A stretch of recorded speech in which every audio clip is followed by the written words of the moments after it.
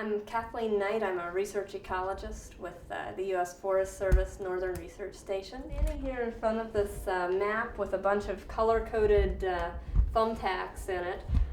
This was kind of how I needed to organize myself when we were surveying ash plots across Ohio.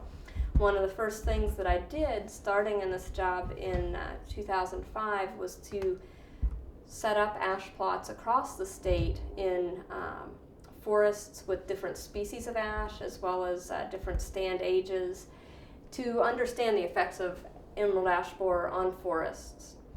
So what you can see, the color-coded safety pins or the color-coded thumbtacks are just the condition of the ash trees. This was several years ago.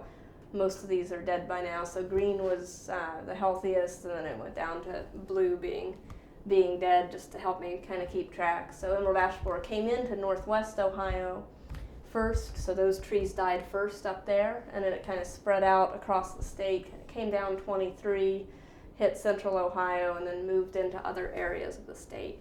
Yes, so at all of these sites, we have at least three plots in the forest.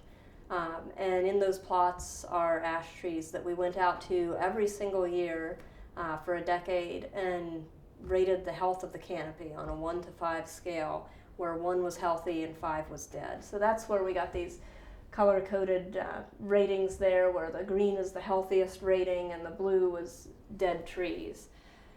So you can kind of see they would, how they would decline over time in those forest sites. We also studied a number of other things in those plots, including the responses of native and non-native species in those plots. I had a student who looked at woodpecker activity.